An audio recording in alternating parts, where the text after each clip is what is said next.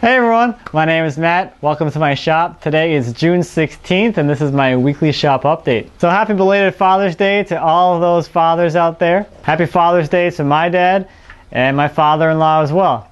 I'd also like to wish a happy birthday to my friend Jim. If you're not familiar with Jim or you don't know who that is or you're new to this channel, Jim is my friend who I go out in the woods with and get logs and get wood and turn those logs into lumber.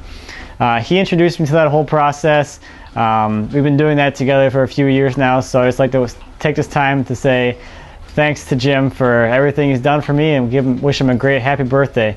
So one thing I'd like to mention today, or at least touch on today, is I guess sort of the future of the channel, or the future of the videos I make. Yeah, I guess what I'm really after is, what do you guys want to see? I mean, I can just blindly make content and make videos about, you know, whatever different things here in the shop, but I'd love to hear from you guys something that you'd be interested in seeing a video on. I can certainly do build videos just like everyone else does, and I don't have a problem doing that in most cases. The problem that I have with build videos is that my projects typically aren't short, I guess, short or small enough to be a build video that people would probably be interested in watching. For instance, that T-chest build I did, that's probably the limit of what I would consider a feasible build video for me, and I still have to break that up into parts or else it would just be too long to edit, for one, and two, just to watch it. That project was a 17-hour project for me, but that's actually a fairly short project. The things that I typically work on are in the 80 to 100 to 100 something more hours. So that's kind of what this video is sort of for. It's like an ongoing build video in a sense. For instance, my secretary desk, although it's not really a priority of mine, I'm not trying to get it out the door as quickly as possible. I've been working on that for months now.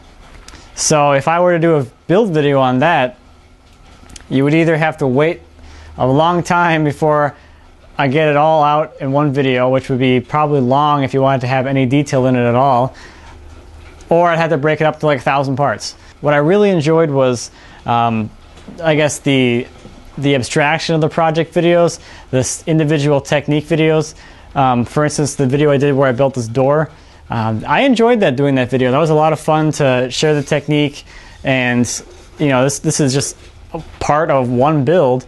But at the same time, this could be applied by you to any build you want, or the techniques here could be applied to something else. So videos like this, they're pretty easy for me to do because it's just following along through the workflow of a much larger project. So if you like videos like this, let me know. If you have an idea for a video, let me know as well. I'd be happy to do a video on anything you want, really, because if someone is interested in it and at least one person's going to watch it, I'm happy making a video about it.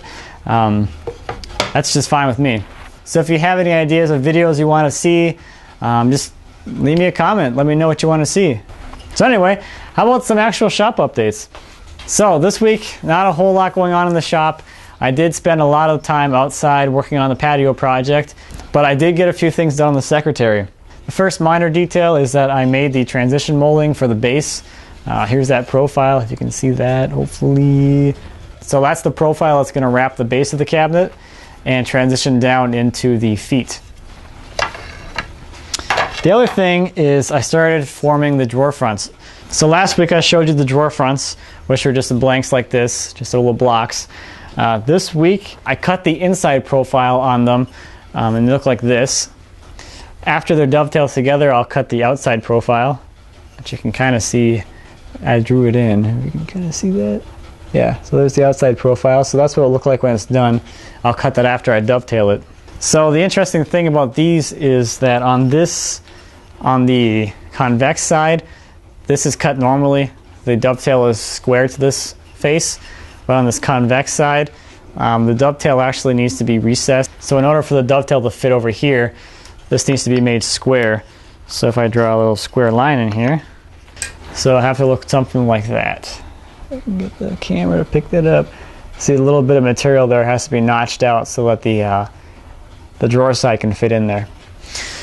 So it's a little bit of a challenge, but it's not too bad. I did start cutting one of the dovetails, and I made a little bit of a mistake on this one, which I thought I'd share today. This is the first time that I laid out a dovetail upside down. Well, what does that mean? Well, let me lay out another one upside down. So this is how I laid it out. What's wrong with that picture? The wedge is facing the wrong direction, so this would have no mechanical advantage and be able to be pulled straight out this way, whereas it's supposed to splay down here. So on this one, I went ahead and I actually cut it out and realized that as I was cutting it, I'm like, this doesn't make sense. Something's not right here. So luckily I had enough material to correct the issue, but that left me with some really, really tiny pins. This pin here is actually under 1/8 of an inch. So I need to get a smaller chisel just so I can finish this drawer. So like I said, I've been doing this for a few years, never made that mistake before, but we're all human. I'm human, clearly. Oh, that's funny. Oh, I got a good laugh out of that. Well, at first I didn't, but now I can laugh about it, but I was in a laughing mood when I realized that. So that's all I have for this week. If you have any questions or comments about anything I talked about today or anything here in my shop, please leave me a comment. I always appreciate those, and I'd be happy to answer any questions you might have.